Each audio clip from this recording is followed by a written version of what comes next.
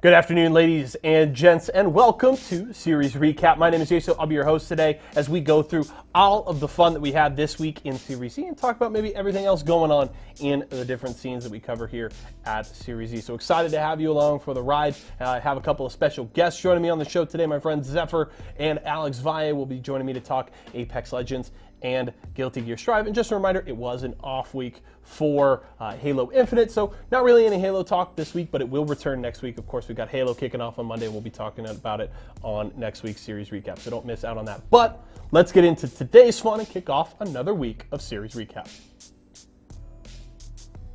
And now we're seeing once again, just like Game 2, slow down, but Fury time and time again, and cheese it. They think they're winning it. Chances are they're winning it. It gets thirsted by Zera Tricky as Hacula's going to come around the corner with the spray, and now it's just one player alive over here. And this was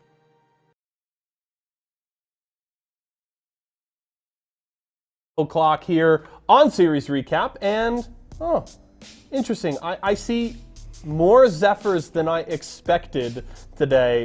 Zephyr, welcome back to the show. What's going on? Zephyr featuring Zephyr featuring Zephyr featuring. I love your lower third is wonderful. I'm just how we stretching. doing? No We'll big just start deal. with that. We'll start with that. How you doing, Zephyr?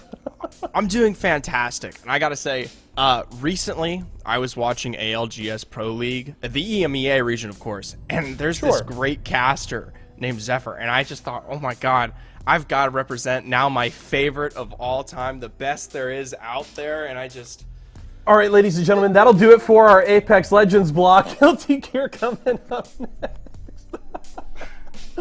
Oh man! All right, so I need to know. Do we have? Is there a backstory? What's the lore behind the shirt? I need to understand. All right, because it was a gift for my birthday. From. You don't even know. You don't even know. Hey, did you get like 4 of them? I have a stack of them still on the floor here. I've only managed to get through 3 this week, so we're still working our way through them. But yeah, did you wear any to class this week? I wore them everywhere. Oh, I hope you were to class, to dinner, to home. I hope you were significantly judged for that decision. But I'm gonna get us back on course here. Yeah, sure. Turn towards Apex Legends. One more week remaining in the season. This week was an incredible one, and if you missed out on the shows, let's take a quick look at how all the action went down this week. What's going on, ladies and gentlemen? Happy Tuesday, and welcome to Series E Apex Legends. Welcome, everybody, to Open Night here. The final 2 weeks of Series E. The other side is the full 3-man push out as the Arcstar connects. Cruisin uses that phase bridge to dodge out on the Arcstar damage, but now that leads Exertion in a 2v3. It's going to be a 2v2 as 2 of them go down, but the HP advantage is here for Exertion. Fury left in a 1v2. Exertion ends up cleaning things up, taking game 1 of the day. It's Razor's opportunity to come in for the third party. Demi, the only one up for his squad now. And Razor ends up almost cleaning up Team Nerf now. Just 1 remaining. But Razor now have that free God spot to themselves at the final 3 squads remaining. And it's Razor left in a 3v1v1. They're about to sneak away this victory. They have almost 11 kills as well. And 1 player remains. It's going to be Team Razor cleaning up that last rat, taking the win here in game number 2. that kind of man shots across the map, the nades to take down Nerf as well, and then Kim Chewy on this Gibraltar has just been putting in some serious work. Less batteries than you would be hoping for right now, and that could be the only thing that would stop Excedrin. But we'll see when the Gibby bubble comes down exactly how Kim Chi Lee wants to play this one again. It's all about playing around your Gibby, and that's exactly what Excedrin did at the end of the game. Great job from Kim Chi closing that out. Great finish there for Excedrin, finally getting the win. Remember, they're on to KWP, and Timmy will go ahead and finish them off. Now it's the final 2 members of Snowmen. try to find an angle on them, but it looks like they're just going to be stuck up on their heights. Johnny has dropped now. 2 shots left, turns, 2 players left. Can he just finish them off here? He can push forward with the Havoc instead. Johnny gets his armor cracked, forcing out the bubble. Lox is going to try and stand and bang, but turns is right on top of him, going for that no clip. Wants the highlight reel finish, and he'll get it. Lee on over that side as it's the final 3 squads along with the Razor still somehow alive. Yusaki gets the knock. That's going to be one more. Excedrin on the verge of getting knocked here. Cruising the last player up for the team, and with the trades, that means Team Nerf can go in for the death blow. Excedrin have been knocked out, but Splash, they get the black hole dropped on top of them. Yusaki goes down. Razor successfully rat this out to top 2. What he got there for Bursty, we'll see if it can fight, but it's a 1v3. Team Nerf now charging forward to take out Team Razor. Oh!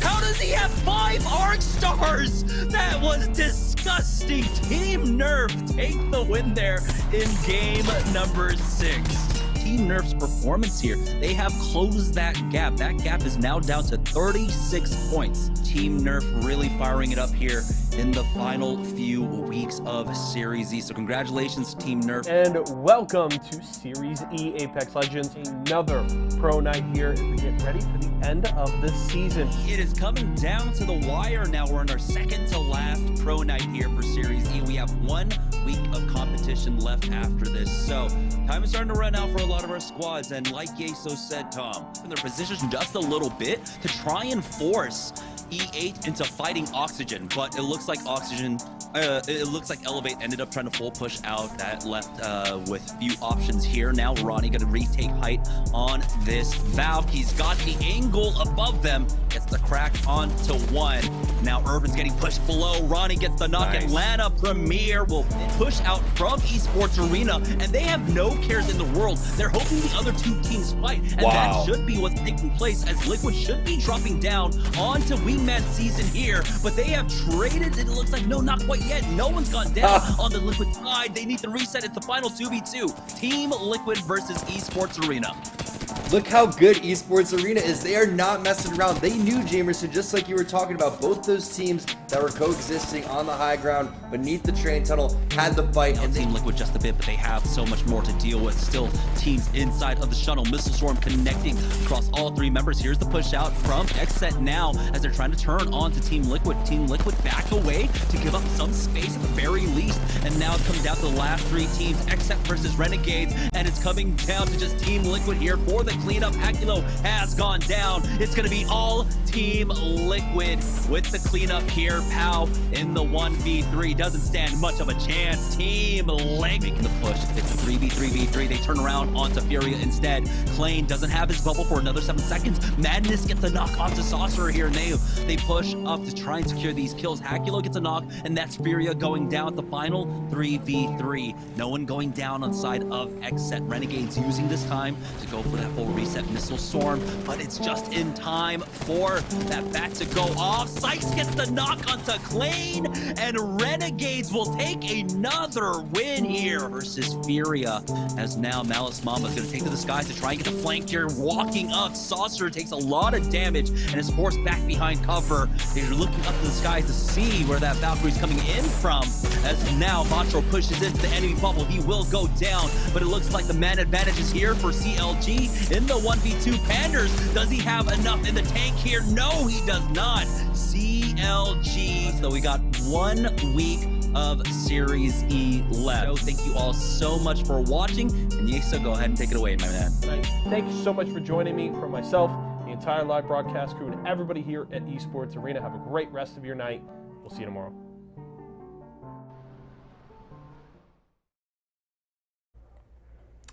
What a fun week there of Series E Apex Legends. Nerf coming out on top on Tuesday, a big performance for them that we'll dig into a little bit deeper here in a moment, as well as Esports Arena having another great performance on a Wednesday night. They took first place after game 2, never let it go. What jumped out to you the most from this week of action, Zephyr?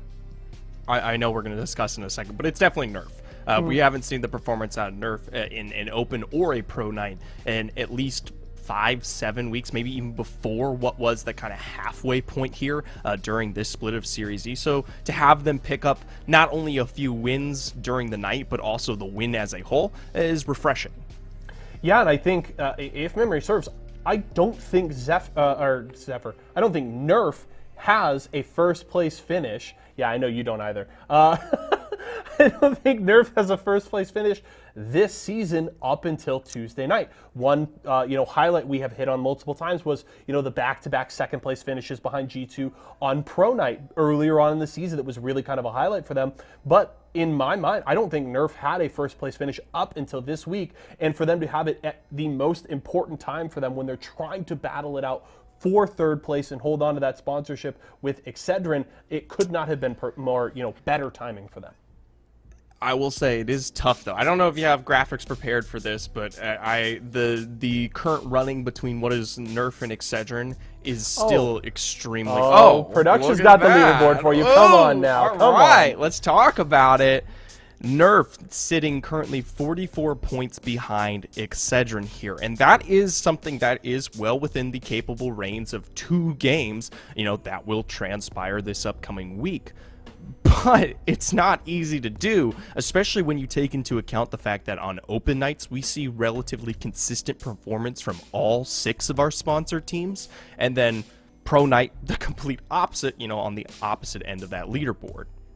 Yeah, it's going to not be easy, but it is well within the realm of possibility, as you mentioned there, for Nerf. They do have some ground to make up, and the hard part for them is it's not entirely in their hands, right? Nerf can come out and have a good week this week and put up some good points, but if Excedrin is just at least 44 points better, then they're all good. Like, they don't have to worry about it, or they don't even have to be 44 points better. They just need to be, not 44 points worse. That's even the hard thing, is like Excedrin doesn't even have to be incredible, but if Nerf isn't good enough, they won't make up that margin. So a big opportunity here, but of course Excedrin is going to be pulling out all of the stops on Tuesday and Wednesday nights to keep Nerf at bay, hold on to that third place spot. Before we dig into kind of our final thoughts on that, I want to have a little bit of a different discussion here, because we've been talking about 2 teams very consistently all throughout the season, and especially over the back half of the season,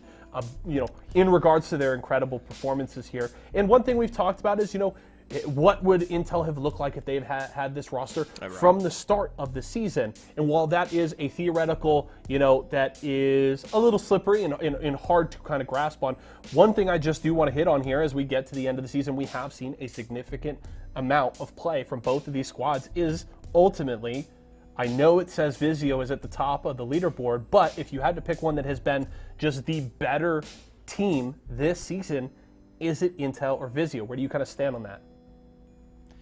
I mean, it's the numbers don't lie, right? You sit there, 300-point almost advantage. We'll say 200 to keep it more consistent here. My math is shoddy at best.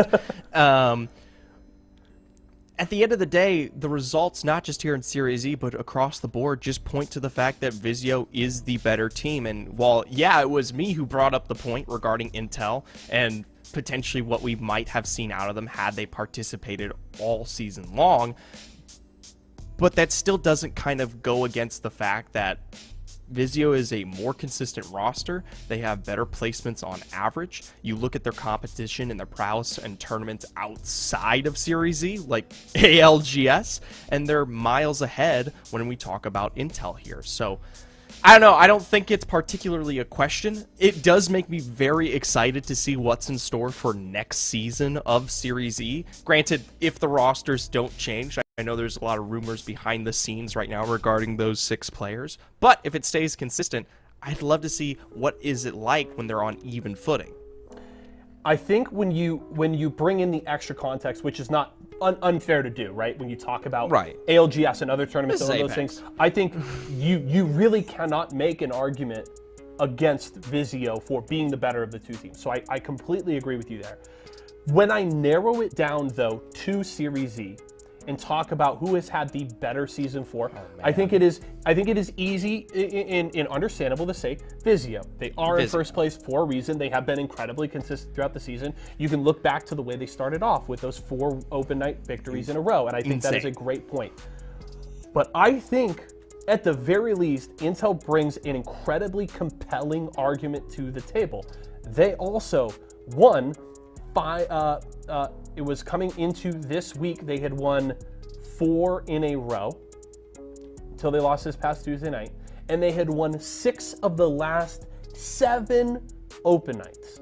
And over those wins, they averaged triple digits in points and 69 very nice kills a night in those victories. So I think Intel's highs have been higher, and that in Season 4 of Series E, they have been the better team. But that context outside, ALGS, etc., is important, and I think right now Vizio team is the better team overall. But if I'm looking at the best team in Season 4, I actually think it's Intel. I think the narrative that you bring up is the most compelling part due to the fact that they had to see such a short turnaround to find success and maintain that spot, to prevent relegation here. God, I hate this one because you have the underdog success of Intel fighting against 2 new teammates into a massive turnaround for the end of the season. And then you have Vizio, who, albeit, like you said, not at the highs of Intel, has found consistency. All split long. I mean, you can never count Vizio out. They've been there through thick and thin, and whether they use this as an opportunity to practice and feel things out, or if they're picking up what is those 4 wins in a row on open night, the points still continue to add up, and they still continue to form that gap that Intel has not been able to surpass. At the end of the day, yeah, Intel might have been able to pick up the, several wins in a row here regarding open night, as well as the just massive amount in the last 7 rounds, but they still haven't managed to take it away from Vizio yet, right? And I don't personally think the gap has been any different than it really was 7 to 8 weeks ago. Vizio has continued to maintain, kind of be in that second place, I guess, and continue to put themselves in first overall. So while it hasn't been, like you said, these massive triple point games, the insane narrative, the turnaround, Vizio's always been there. And at the end of the day, the word that I love most when it comes to Apex Legends is consistency. I will say, another point for Intel, they have been about, over the previous 2 months, February and March, they were about 150-ish points overall better than Vizio during that time span. Now, over 2 months of play, 8 to 9 weeks of competition, that's not a ton. It averages out over that time to, not that many points a week, right? You're looking at maybe somewhere between 50 to 20 points about literally a position. Better. Yeah, so it is not insignificant, but it is not, you could argue that it's not a big enough margin to make that argument. But I think it is important to say that at the very least over the last 2 months, they have closed that gap in some fashion. It have been really good. But I think at the very least, it is an interesting discussion. And I also think it's productive when you and I sit on opposite sides of the discussion and can pick apart those arguments from both sides. I think it is fun to talk about, and I appreciate your input on that one. Let's jump back to the most relevant, though, conversation here as we approach the end of the season, because we remember Tuesday and Wednesday of this coming week are it for Season 4. That will end the competition for this season. And while first and second place may be set in stone, one that has not been decided is third place. So I want to get our predictions here. Zephyr, we've already talked about them a little bit. Nerf and Excedrin, the final 2 teams duking it out. 44 points separate the squads on the overall standings. Who is your pick with 1 week remaining? We did these predictions, I know, a few weeks ago, but now we get another shot at it. Who is going to take third place after our final 2 nights of competition? I think the math, it just stacks up kind of hard against Nerf at this point. I mean, they've had a massive kind of turnaround for themselves in this final moment, and it's still definitely within a possible range here, but Nerf haven't displayed to me the level of consistency within these last 4 to 5 weeks for me to say, yeah, they're going to be able to make up the 40-plus points, or 44, that can surpass Excedrin. Because remember, like you said earlier, all Excedrin have to do is just kind of show up. Doesn't have to be a star performance. They just have to maintain, similar to what we just discussed regarding Vizio, and they will still hold on to their third-place position. And 44, that's not small. I mean, you split that into this 2 separate days, okay? Open versus Pro Night, right? At the end of it, you have to see them accumulate a 22-point plus advantage. And we could say Excedrin maybe sits around, say, like 30 on a bad night. That is you telling me that we're going to see 2 50-plus point games out of Nerf in both Open and Pro League, or Pro Night. And Open, I can maybe make some bets about, but the Pro Night performance has never been there for not just Nerf, but a lot of our partnered squads. And when you really take that into account, I got to give this one to Excedrin. I don't blame you, and I think the point you make about, you know, we have mentioned that 44 points is not impossible. That is, you know, a reasonable ask, right, in a single week. Like, that is more than doable, but you know, you do not have complete control, right? Excedrin is going to be out there. You know, if you just look back at this Tuesday, even though Nerf popped off and had the best night of the season, Excedrin was still looking really good, especially in the first half of Tuesday night's play. They were really, really good on World's Edge, and it looked like maybe Tuesday night was going to be their runaway night. So Excedrin has been really good over the last month or so. There's a big reason why they caught up and surpassed Nerf earlier this season and have been able to hold onto that lead. So while Nerf had that really high on Tuesday and they could do the same here this week, I'm going to have to agree with you and think Excedrin takes it. I just can't believe that Excedrin will just totally flop out on Tuesday night. I think they will have, you know, I would be surprised if Excedrin had less than 45 points on Tuesday night. And then you're telling me, you know, you were giving them that you didn't buy in, even if Excedrin's hitting 30 points, that they would be able to do it across 2 nights. And I'm like, I think they're going to get 45 at least. And then you're telling me that Nerf has got to be up at, you know, 67 at least, 68 to have made up half of that ground on Tuesday night and then have to make up the rest on Wednesday. I'm not buying it. I think Nerf has been solid and good in this back half of the season. I would say, though, it is too little, too late, and Excedrin have done the work and taken care of business, and I think they will do the same here on Tuesday and Wednesday night, so I'm leaning towards them. Zephyr, before we close out Apex, any final thoughts here on the week as we look forward to concluding Season 4 here in less than a week's time? It has been one heck of a journey for a lot of these teams to watch them and the narrative, and especially what is, you know, the switch ups regarding some of these rosters, you know, Intel especially, but not even just them. You look at everybody, Splash, Razer, as well as Nerf, all kind of finding that struggle through the majority of Split 4 or Season 4. And I'm glad I've had the opportunity to be a part of it. I don't know if I'll be there in the very final moments of next week, but overall, it's been one great show to watch. It has been a good one, and Zephyr maybe with a little, you know, little tease, a little call forward there. You know, who knows what might happen in the final week of the season. We'll just have to find out. Zephyr, as always, I appreciate you taking the time, my friend. Always great to talk with you, even if sometimes I wish I had a mute button here in the studio. Maybe we can work on that. Production will let me know about that one. But Zephyr, enjoy your weekend. And also, if we're playing comp this weekend, I need you to play a little more than an hour with me, okay? We gotta get back to plat. We gotta get back, all right? So, Zephyr, have a good weekend. We'll let him go. Get out of here, my friend. Go enjoy the rest of your weekend. That is going to do it for Apex Legends. We're going to go to a quick break right now. When we come back, though, Alex Valle sliding into the studio. We're talking end of the season here with Series E Guilty Gear Strive, so don't go far. We'll be right back.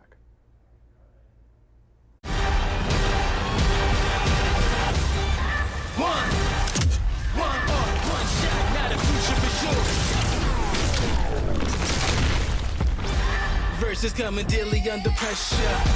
Working on the plot and the scheme. The true sky trademark is at the edge of your dreams. I'm talking, yeah.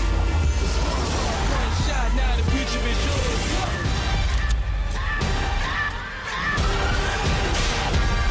I'm turning dreams into reality. In the lab with the formula and chemistry. Your memories spark and motivate and make the industry shake. Put the bars in the brakes. I'm talking one one chance, that was so close for the code. It's one shot, not a future for sure. Let's go.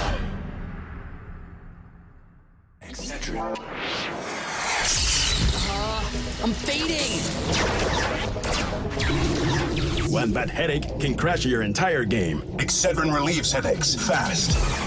Excedrin, game over for headaches. It's refreshing, refreshingly sweet, but without sugar, 0 calorie treat. They're all our top flavored smash. It's fruit freshen.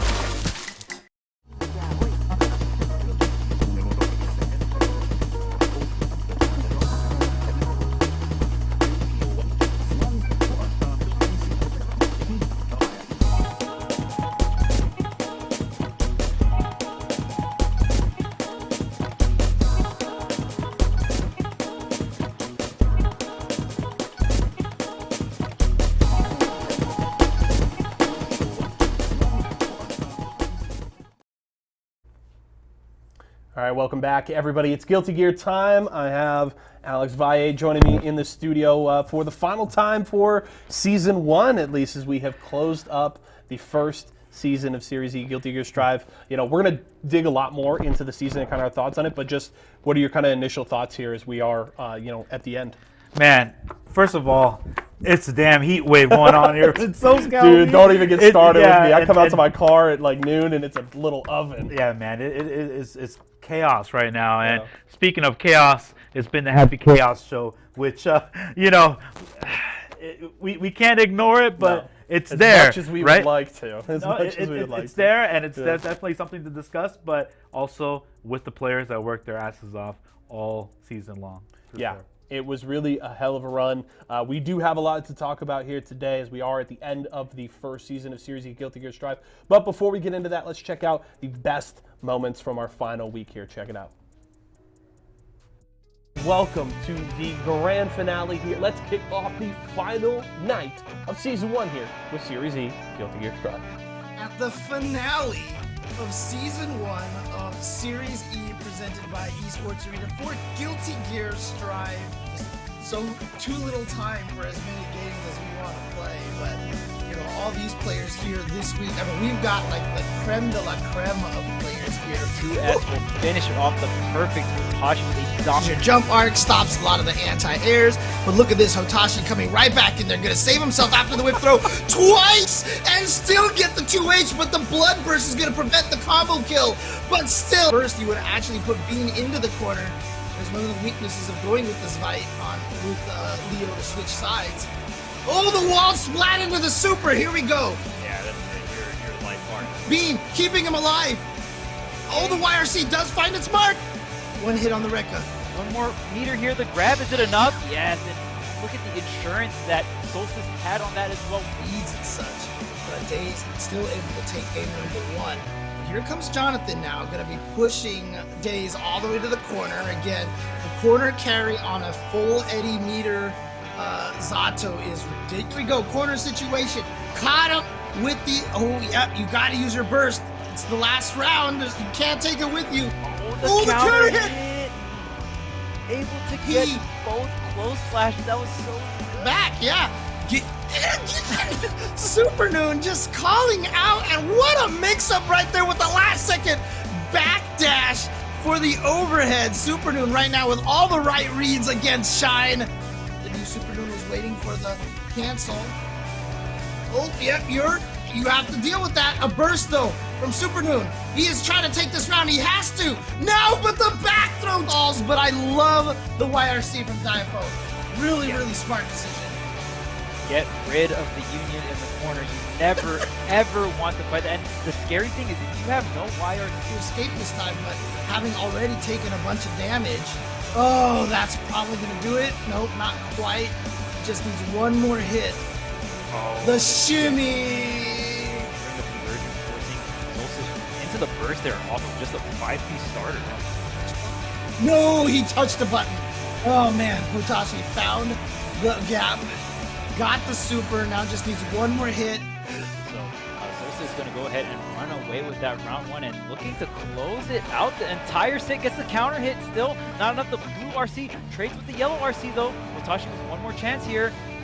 Ooh, too far away. Connect. But again, that's still not enough to kill. Gets the burst, has to spend it. No other chance to use it. Gets the knockdown. This is huge. Garuda, what's the mix-up? Oh! What a gold burst. Now you have meter, but the one combo. Gio tried to get the close slash, but jumping right over. My goodness, Daze has got the mix on deck, and the 3-0 over Shine. Another. He won one Series E before. Let's see if he can do it again. But Stealthy with the excellent Axel play. Let's see how this goes. I'm very curious to how this matchup goes. I'm very. The sixth one. This is a good start, and this is going to be close to death, especially with the super, especially with no life from Axel. Boom! Was the curse even necessary? The curse hop? I love that. Is such a Leo thing to do. Oh, spacing out the sweep. Razzle not going to get hit by it this time, and that is going to be the round. Uh-oh. Super. Is it enough? Connect? Is it too low? Too low? No, got him. Is that enough? No, not quite yet. Burst available for both players here, but at this point, Adventure could just chip you out or get the overhead. The winner's side right now. Solstice trying to get on. Look at this damage from Solstice. That's how you do it. Jump, air dash back here, and that should be it with the sword pop. Off of it outside of a 2K.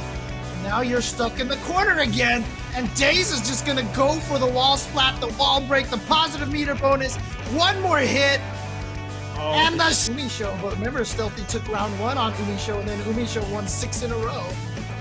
Yeah, we'll see which zoner prevails in this episode of Zoner v Zoner. Had quite a few of those today. Sitting on that meter install, never got to use a single bit of that faster meter. Umisho with the beautifully calculated YRC escaped the corner. And that was it. Umisho versus Daze in winners finals. We'll go back to this pressure again. Okay, here we go. Counter hit. Link into the super. But interesting choice. This is going to be a wall break. No, it's not. That's so good for Daze. He gets to keep the corner pressure, but immediately, the Daze just flew a little too high there into the sky. Oh my goodness, running out.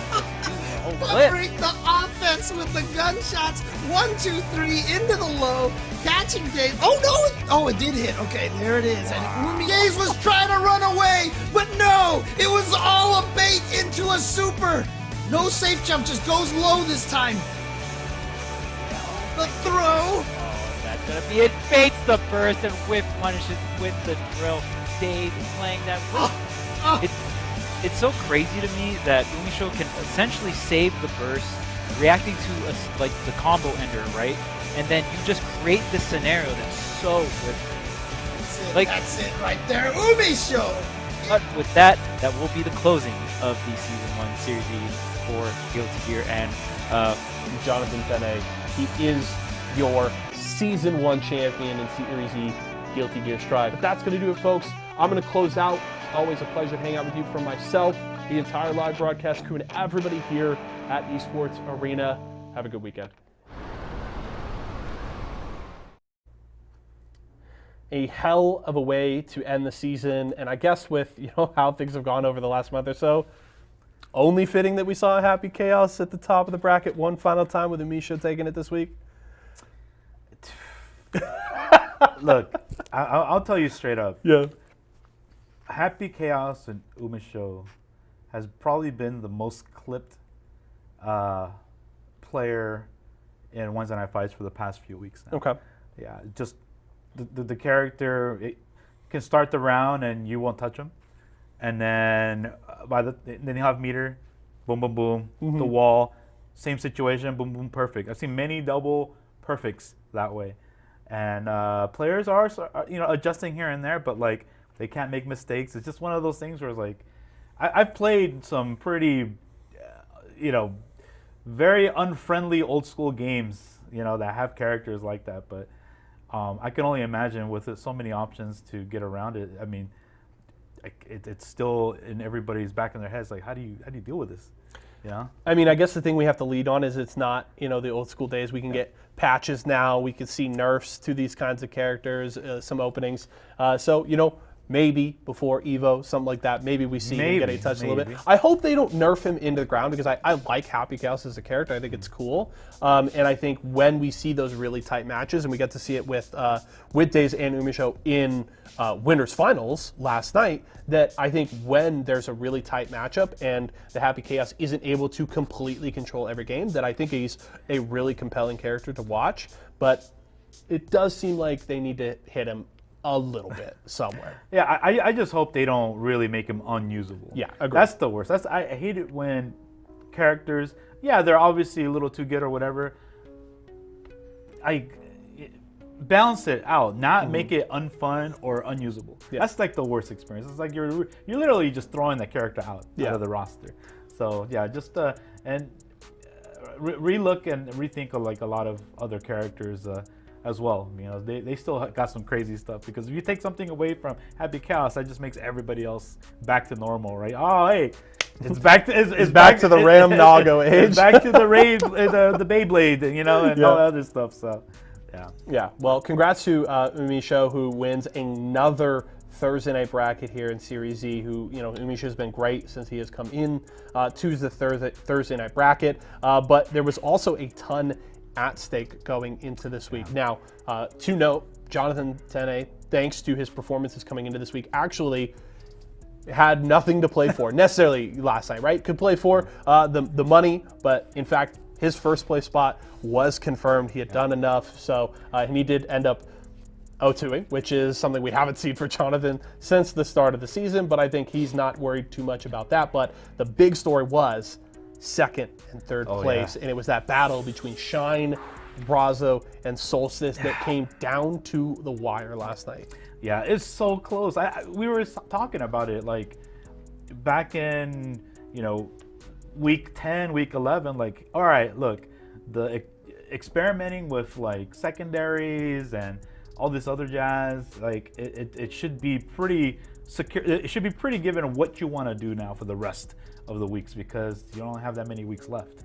Okay, and there are some curveballs with like the invited pro players, but think of the situation where if you're going to an open bracket like offline event, you don't know who you're seated against, and you're playing. It's the same type of environment. Yeah. Right. So like that's the struggle as a tournament player, and those three, oh man, like Razzle and Shine were sitting pretty for like half the season. Yeah. Pretty much. But Jonathan Tene, the dark horse that I mentioned, like figured it out, got his game going. Like nobody knew what the hell to do with it. Like that style of Zato, and stayed on top, like lingering and really like was the driving force. We were like, okay, now maybe Jonathan is gonna take down Shine, because Shine was sitting pretty for a while.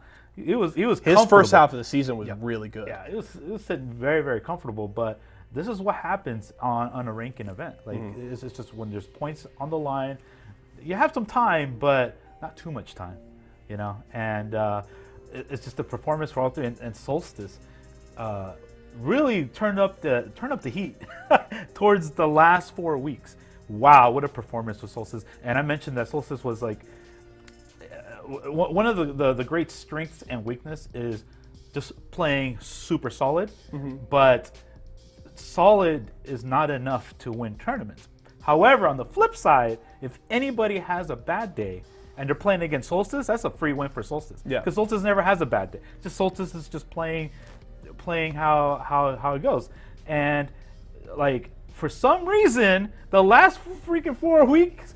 Turn it up. Yeah. Like on top of being solid. It's like, okay, you did your homework and busted ass at Wednesday night fights, knocked some heads in Series Z, finally won and stayed top 3 too. It was it was beautiful to watch. Solstice definitely found another level in the last month of the season, which was incredible to watch. I do want to pull up the top 8 from last night, and we can kind of break down really what the stakes were, because you can see, of course, Umisho taking the 3-0 against Days in Grands to grab the win, but the big matches we were watching were in the losers side of the bracket. Of course, Shine, with the performance that he was able to have despite going out in 7th and 8th, dropping that set to Hotashi, did all that he needed to do. He needed 10 points last night to ensure that he locked up 2nd place. He did that, and then after that, you don't see Razo in top 8. And that opened the door because Solstice was 25 points behind Razo going into last night's competition. So with Razo falling outside of top 8, that's no points for Razo. And then all Solstice had to do was get top 3.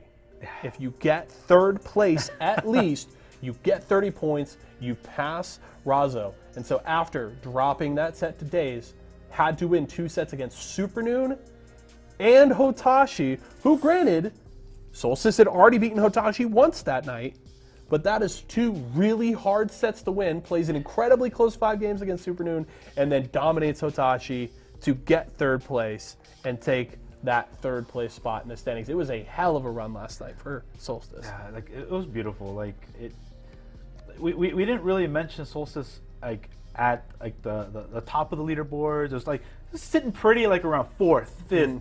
You know, right there. And I'm kind of looking at this. I'm like, Solstice is not moving, so it's actually it's a really good thing, you know. At any given time, you can move up.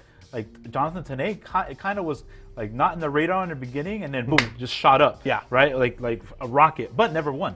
So it was still like, okay, is he gonna get it or not? And then Solstice, like, okay, you know what? Like all I need to do is just turn it up a notch. Just turn it up a notch. I need to find what that notch is. And Shine, I still can't believe it. I still can't believe how in the world he can stay that strong with that character. It's just, you play Potemkin. Like, yeah, it's easy to knock heads and do a lot of damage, but good luck at where the meta is now. You know, it's super hard. Well, and the interesting thing to mention is Shine talked about it on Twitter last night. Shine is going to take the time and likely switch off the Potemkin. I think he is considering going to Geo, which of course we got to see Days perform really well on last night. So that's honestly a very interesting discussion in itself. Is like, you know, there aren't necessarily a ton of big events coming up. You know, certainly season 2 of Series E will be coming soon. No dates, you know, necessarily announced for that yet, but that will be coming. But a lot of these players have their eyes on Evo. That is what they are looking at in August, and now we'll get to see a lot of them make those adjustments. They have that time to maybe step back, work on that 2nd pick, and maybe that becomes their new main. And maybe Shine, who has been very well known as the Potemkin, may not be that anymore, looking to make an adjustment. No, I respect that. Like, you're a pro player now. You know, you are a pro player. Your job is to figure it out. Your job, and that may sound harsh, but honestly, I think you're just limiting yourself, your talent, from just picking one character. And everybody when they talk to me about Street Fighter, I'm like, have you always played Ryu? No. If you actually go back and watch the old school tapes, I played, like, when I won my very first major event, I used Sagat for the winning game. Okay. You know, like I have characters that I don't put in the limelight because I second guess myself. I doubt myself a lot because I'm like, no, I gotta use the character that everybody knows me as. Like, no, I'm just limiting my selection. I can guarantee you all of these players play at least 4 or 5 of these characters. They just kind of like, you know, I'm just comfortable. Get the comfortable mindset out and start thinking strategically. You know, it hurts to lose. I understand that, but I can guarantee you, you're gonna stop thinking about the matchups, and you're gonna start thinking about, how do I beat that player? The player is the problem, not the character. Trust me. I've been in the game for such a long time. I figured out there's just certain things you can do with an odd pick versus a certain player that they're just like, what? Like, this shouldn't work on this person. Like, how are you doing this? It's because of your personal style. So it was just a great finale, my man.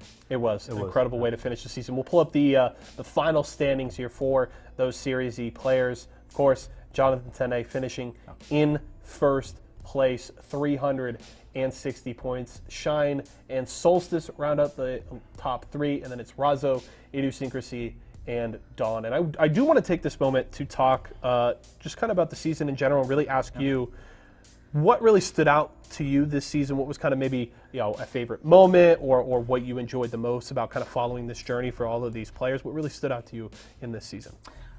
So honestly, I'm gonna throw out there like Razel's storyline, because the interesting part is to see who kicks it off in the beginning. It was like the Shine Razel like battle, right? And Razel got the most points during the qualifiers. Started doing well in the beginning of Series E competition as well. But I know there is a point where either people are going to figure it out, plateauing, like all these major things start to hit. That's why in the beginning I said, oh yeah, Razel's going to do well. My prediction is Razel, right? Because, I know some of them probably watched the recap show and are like, okay, yeah, getting the chip on the shoulder. No, that just turns the narrative to the other players that now have a target on your back. Shine's been the quietest, right? But he's maintained his thing. Jonathan Tene was like this fly that you can never swat, lingering top 3. That's a good way to put it. Yeah, it's just this fly right there. This kid that just like infinite amount of like knowledge you can learn to screw with people, right? Solstice was just like you couldn't move a Solstice placement at all. It was just stuck right there, and you were worried, okay, maybe he's going to turn it up a notch or not. And then we saw Idiosyncrasy was just a roller coaster. So like everybody had a story. It wasn't just like there was no not standouts because and like Dawn would be Diaphone or very close. It started to become weird matchups for people. They weren't used to Eno in the beginning, so it's like a lot of people got great matchup experience from the players, from the Series E players. And just seeing them going through the roller coasters and the emotions, and seeing them on Wednesday Night Fights compete every week, like I could see them talking in Discord, like, damn, like what I'm gonna do is this happy chaos. Like I see it. I see like their hunger. Like everything counts. Everything hurts. And that's why I'm so vested in this too. That's why I do Wednesday Night Fights, to see the growth of players, right? And yeah, like I even messaged Razel earlier today. Just like, hey, I know it hurts. You've played your heart out, and I respect the determination and how much passion you have on this. But like, I know that type of player is not gonna quit. That type of player is gonna be even more vicious going in, because you have to be hurt that bad before you become great. For me, it would have to be the fact that I feel like, and I had high hopes for all of these players coming into the season, but I would say my expectations were lower, just because when I looked at the crop of talent that was going to be coming in very consistently week after week of the pros, right? You've got Hotashi here almost every single week. You've got Punk coming out pretty consistently. Every time Flash was available, Flash was here. Bean and more. I mean, I could sit here and just name pros that were super sick that competed in Series E all the season. And when I looked at that, and I went, damn, these guys are going to have to compete with that crop of talent every Thursday night, and you're only getting points if you're basically getting into top 5. And I'm like, dang, you got to get into top 6 against that. And I feel like early on in the season there were some bumps, especially for the guys that we mentioned, like Jonathan, Solstice, Idiosyncrasy. But as the season got really going, all of them really settled in. And they all had their big moments. You talk about those stories. Not only did they have those stories, but Shine, Razo, Jonathan, Solstice, Idiosyncrasy all won at least a Thursday night bracket. Razo won 2. Like, all of these players had those big moments, and they showed that they can throw down with all of this top talent. I mean, Razo and Jonathan are considered up there with Hotashi as like maybe the top 3 players right now in Guilty Gear, at least in North America. So I think it's incredible that these players came in, they made incredible statements with their play this season, and they showed that, hey, they might have been unsigned prior to Series E, but it wasn't because of a lack of talent. It was just a lack of opportunity, and as soon as they got that opportunity here in Series E, they took full advantage of it all season long. Yeah, I couldn't agree with it more, because I from experience, players that enter like a Wednesday Night Fights or a local, they're just kind of like in the grind. But when you put a qualification, a ranking series to it, now they have a roadmap of what they need to do. I think this is really important. I think this was the whole point, to getting players like more serious about their talent. Because I mean, you can be talented all day long, but you know, when you start producing those results, the skill takes over. You know, like you've owning those skills, you have more responsibility with, you know, how are you going to get there? The mentorship, the determination, communicating with like the TOs and saying, hey, you know,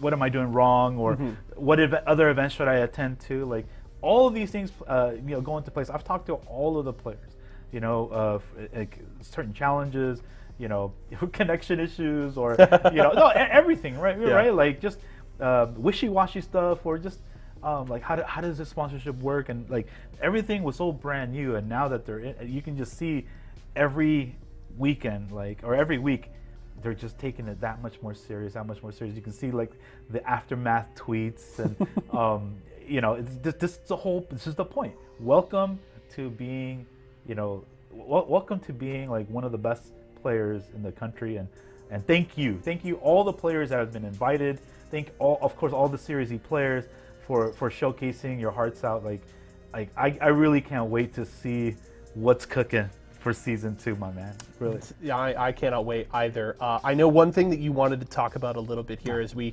kind of highlighting the players, their future, what's next for these guys. Yeah.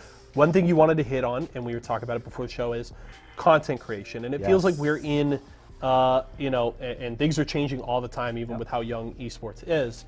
We're in kind of a new era right now where content creation is so important for a lot of players to build your brand, to give you that kind of, you called it a safety net earlier when we were talking, and being able to build out these other skills. So let's talk a little bit about content creation. Where do you want to start? Yeah, so I mean, let's take it back, right? Like when players are getting noticed by sponsors, companies, orgs, whatever, it was just pretty much you get sponsored and you play. That's it, right? That's like 10, 15 years ago.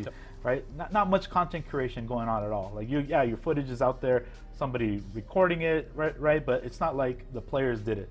Now it's pretty much a prerequisite. Like it's only benefiting you, you know, and everybody knows this. Like everybody knows that like the more that you're out there, the more that, you know, people see you, that out of sight, out of mind. You don't want to be the great player that nobody really hears about, right? So as a safety net, and of course it's like, you know, if you get picked up by a brand or something, and you're doing it, you're self-made, you know how to like put yourself out there, tweeting, like, even tweeting stuff out there is pretty much content creation too, at the bare minimum. Putting your, like, making videos, and you can all start. It can be really pretty rough when you start. Just practicing that you are active in the community, what events you're attending, promoting the matcherinos out there, right? Like event awareness, you know, letting people know what events that are out there. Being an ambassador of the games that you play goes a long way, believe me. And people see it. People see how like likable you really are. People want to know that, like, who is behind the sticks or the pad. Like, oh man, I had no idea you're like this. I didn't know you like this type of music. I didn't know that you played with this kind of peripheral. Like, all these little things matter for the people that are watching at home, because, you know, a lot of times people just see people playing, oh, he hit buttons good, but there's there's no real story behind it. You are your best promoter. So we do our best. Esports Arena does their best to promote you guys, but like overall, at the end of the day, it falls on you. And I would love to see more players really like put in the work to just share with the world what you like about games, the community. You know, what you do in your spare time. If you're like Jonathan today and playing Elden Ring on the side, right? Like that was fun. Like we talked about it quite a bit, right? Like we had an Elden Ring discussion on this show because of Jonathan. Yeah, so like it was awesome. Like those silly little things like that. It all matters. And I mean, one thing I can share too, like with our technical director Connie, like he Are we gonna tell that story? Yeah, I love it. So you guys know I run Wednesday Night Fights, and a few years back, like Connie went into Wednesday Night Fights. It's first time hearing about it, whatever. And my technical director at the time, Kilby, just like, hey, it's open mic. Anybody want to sit down and I'll be on comms? And then Connie's all like, yeah, I'll help out. And then I finish a match, and I come sitting down, and I'm like, all right, hey, who am I with? And he goes, hey, bro, what's up? Like, okay, normally people know it's like my house, my rules, right? They know me, and then he goes, hey, sir, what's your name? He's all, who am I? Like, he didn't know anything, right? And I'm like, okay, I tried to, obviously I was trying to be nice about it, but kind of in a way, like telling him, hey, this is my show. Yeah, so like, I was laughing at my technical director. I was like, hey, you brought him on? All right. Do you know this game is Street Fighter? And no, the point is that I love that he didn't know where he was. He wanted to be involved. Yeah. Not many people do that. He wanted to be involved. He sat down. He did his best, and I respect that 1,000,000%. Okay, and right now, he's producing this show. Yeah, he's producing this show. Can we get a little? Do we have Intel cam in the show? Yeah, Can we get Intel? Can we he's see there. Connie in the production? Wave to the people, Connie. There it is. Yeah. So from not knowing who Alex Valle is, which granted, first time I went to Esports Arena and I worked there, I didn't know who you were either, but we all learn. But from there to this and those kind of steps and being willing to step into content creation and diversifying your skill set is important to take in those next steps. Yeah, man, it's like I wish I could tell my 16-year-old self that I needed to create content because I'm telling you from experience, I was just a player and then I was never even sponsored at that time. I could have been, but I was like, what is sponsorship mean? I don't want to wear those weird things, right? So like it was so brand new back then. But then as I saw it progressing and I saw the opportunities I gave players, like, okay, you know what? It would be selfish of me. I thought, this is my mindset back then. It'd be selfish of me to being sponsored. Why don't I utilize the sponsor to sponsor the event and help the players as a whole? I think that would set a better example of giving more opportunities to the players, and that started the whole content creation with like Jimmy and myself at Level Up. But we produced the Wednesday Night Fight shows. That's our version of content creation for the community as a whole, and it just starts with somebody like James Chen jumping on the mic for the first time. I saw, hey man, why don't you just explain what I do? He goes, you think people would like that? And I'm like, yeah, absolutely, dude. So that's all I'm saying. Like you guys are probably 1 million more creative than I am, than everybody here, and we would love to see that content. So pick that up. I implore you. You'll have a good time with it. And understand that the hunger is there, right? The FGC, especially, that community, incredibly diverse, big, and hungry for this kind of content, and they want to hear from these kinds of voices, from the Hotashis, the Razos, the Jonathans, and more. They want to know what they have to say about all of these things, whether it's about Guilty Gear or other games in general that they're passionate about. They already enjoy you as a player. They would love to know more about you and your thoughts on all of these different things. Yes. So the desire is there, and content creation and getting into that and diversifying your skill set can only help you in the future, whether it's growing your brand as a player or maybe setting up for those steps maybe after you step away from being that competitive player. Yeah, yeah. So just, man, I see so many talented modern like players that are not even pro players. They just they love their game. You see them, streamers, YouTubers, TikTok. They're just literally posting like. Oh, I can't say here, but those type of posts, getting stomped on, whatever. But like, man, the sky's the limit. Yeah, if you don't want to content create, it's fine. But like, it can only help you, and we would just love to see more of you. We definitely would. Alex, kind of as we wrap up here, any final thoughts on this week, this season? What's next? Well, I mean, obviously there's a season 2, and stay tuned for more news on that. I think we're gonna take a little bit of a break until the season 2 begins again, at least for Guilty Gear, and then got a couple birthdays this month. You know, me There you go. and my daughter gotta like do some things. Okay. You know, but I think giving the players some time to digest all of this. You know, because I know they're still going to be grinding. They still got events to prepare for. But when we bring out the news for season 2, which is still in the works, I think some people are going to be excited. I think it's going to be cool.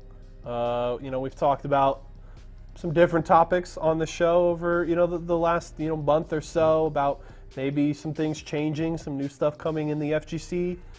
There might be something else in the works there. You know, I would just say if you aren't following Esports Arena and Level Up on Twitter, on the different social medias, I would say take care of that right now. There might be some, you know, some announcements in the works. So I would just say keep an eye out. I know Alex is excited. We are all excited about what is to come. And we can't wait to bring it all to all of you folks. So, Alex, as always, I appreciate getting to sit down and talk with you, my friend. That's going to do it for Series Recap, ladies and gents. Thanks so much for coming to hang out with us. Reminder, we will be back next week. We've got Halo on Monday, the last week of Season 4 of Series E Apex Legends. That's Tuesday and Wednesday with more Halo on Wednesday night as well. And then we'll be back for Series Recap one more time next Friday. So clear your schedules. Be here 4 o'clock Pacific time all next week. Thanks so much for joining us, folks. Have a good one.